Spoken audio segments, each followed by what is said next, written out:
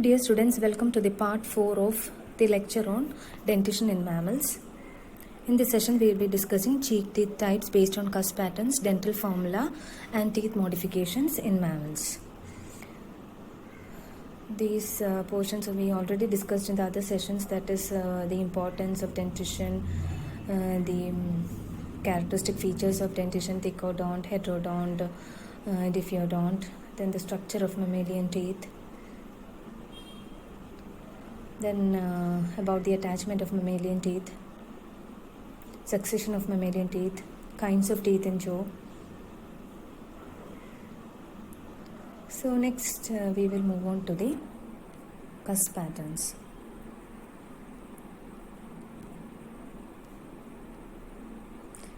So based on the number, shape and arrangement of cusp, what is cusp? Cusp is the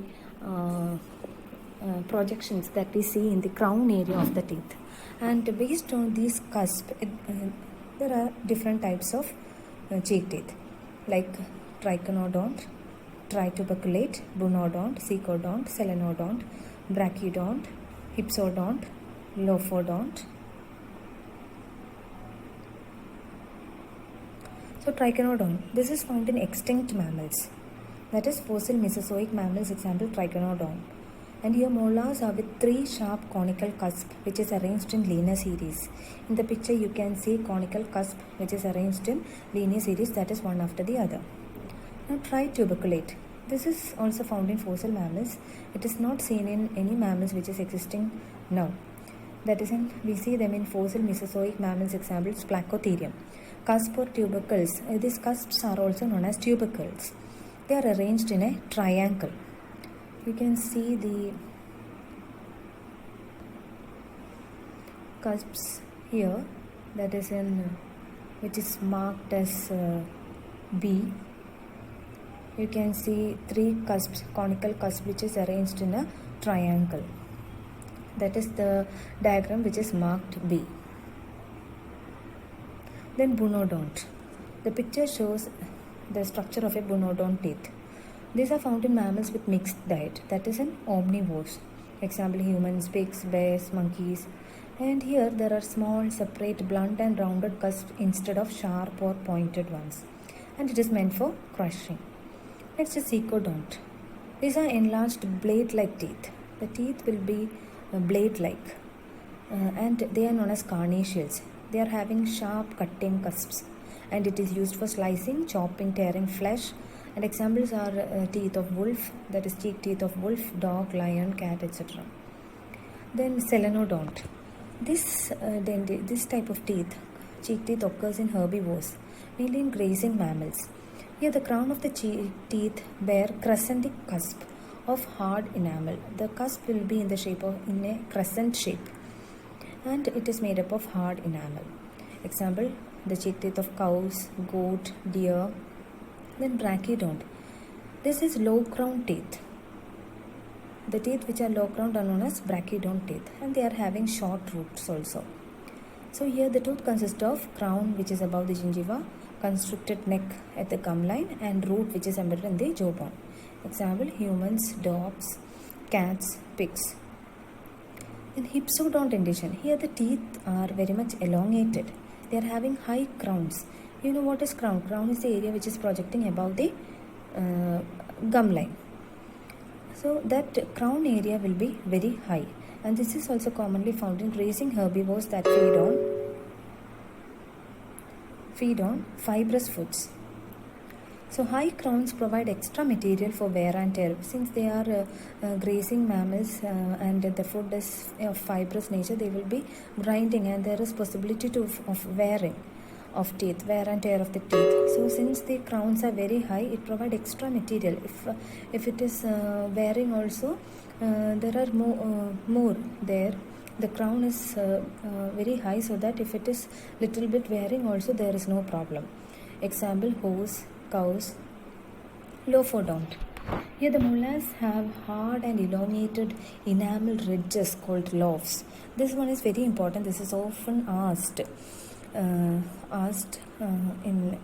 during examinations.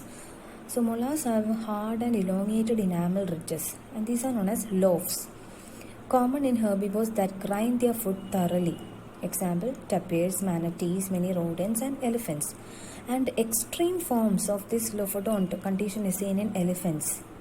And in that also, among elephants also, the extreme lophodonty is seen in African elephant.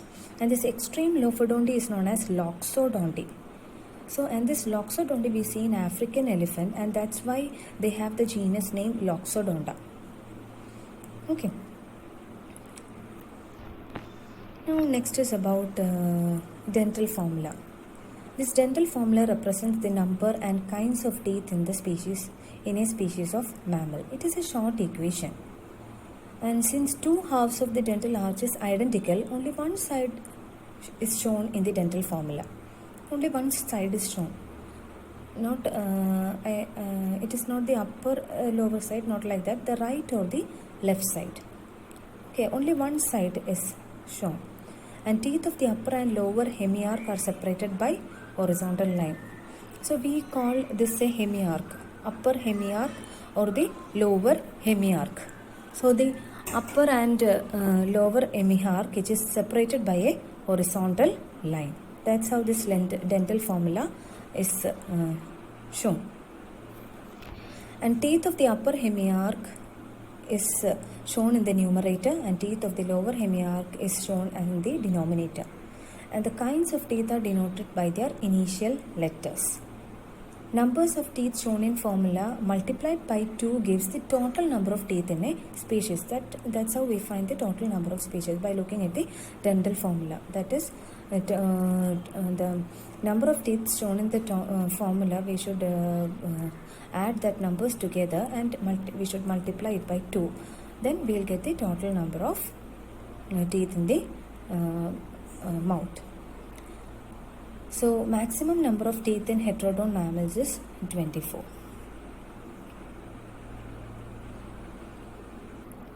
This is how the dental formula looks. You can see it is written 2, 1, 2, 3. Then there is a horizontal line. Then again 2, 1, 2, 3. And look, the first number represents the number of incisors. Second number represents the number of canines. Third number represents the number of premolars. And the fourth number represents the number of molars. And the numbers which are shown above, that is the number of these different teeth present in the upper hemiarch. Okay, I already told we only show the teeth which is present on one side of the dental arch. So one side of the dental arch we can call it a hemiarch. So the upper number of different types of teeth present in the upper hemiarch is shown as the numerator side, and the lower in the denominator the different types of teeth which is present in the lower hemiarch is shown. So this is another representation of dental formula. Here you can see the first letter of the type of teeth is shown in the dental formula. I represents incisors 2 by 2. That is in upper hemiarch there is 2, and lower hemiarch there is 2. Then canines. C represents canines. 1 canine in the upper hemiarch and 1 canine in the lower hemiarch. Then premolar is represented by PM. The formula says there are two premolars in the upper hemiarch and 2 premolars in the lower hemiarch. And in the M for molars, and 3 molars upper hemiarch and 3 molars lower hemiarch. So all these numbers added together and multiplied by 2 gives the total number of teeth in the jaw, in the upper and lower jaws. So here it is 32. The total number of teeth which is present in the mouth is 32.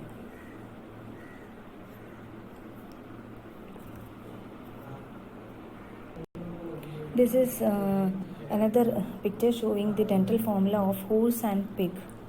Here you can see I represents incisors, C represents canines, PM represents premolars, M represents molars.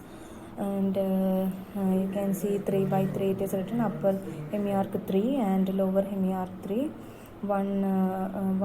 canine in the upper hemiarch, one canine in the lower hemiarch. Likewise, we can also write in this form, that is 3143 by 3143.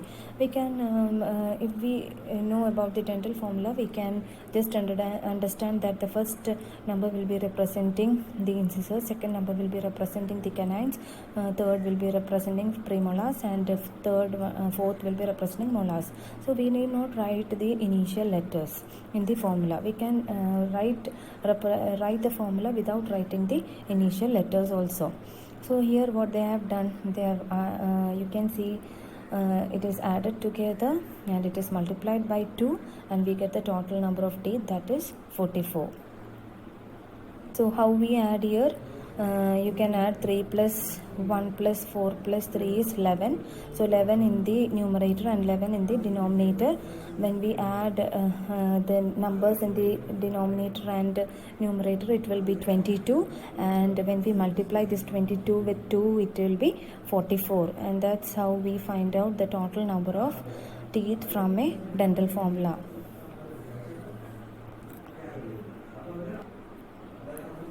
So this is the dental formula of different species of mammals, man and monkey. You can see the dental formula here, and the total number of teeth is 32. In rabbit also you can see the dental formula here. Canines are absent. You can see C 0 by 0, and the total number is 28. In cow and goat you can see incisors in the upper hemiarch. Incisors are not present, but in the lower hemiarch 3 incisors are there.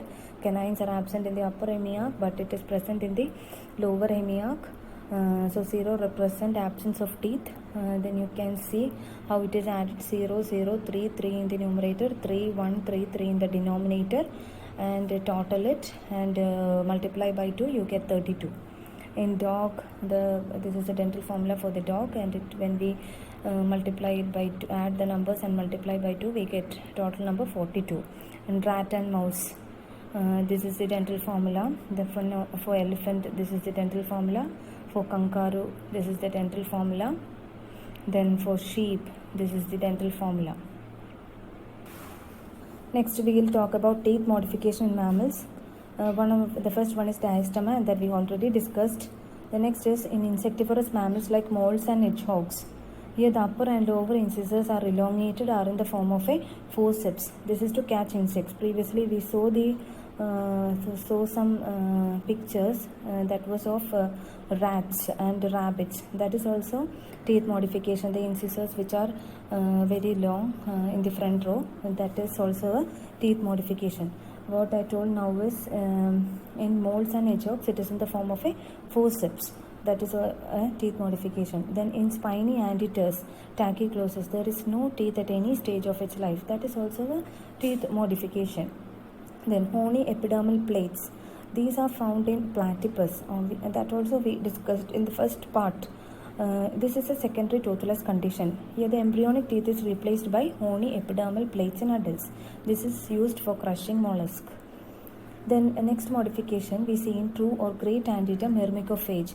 Here also there is the absence of teeth. That also we saw in the previous sessions of lecture on mammalian dentition. Then next one is baleen plates. That also we saw. Baleen plates we see in toothless whales. So here fetal teeth are replaced by baleen plates. This is used for straining planktonic food. Then another modification, this is also already discussed, that is elephant tusk, which is elephant ivory. This is seen in proboscidea. Incisors of the upper jaw grow into huge tusk here, and it projects out of the mouth. Why they are growing like this? Because they have open roots, so they keep on growing. And tusk consists entirely of dentine. It is solid dentin. It is not covered by enamel. While this teeth is growing, enamel is lost. Then the structure of dental tubules contributes to its porosity and elasticity. Then next one is walrus tusk.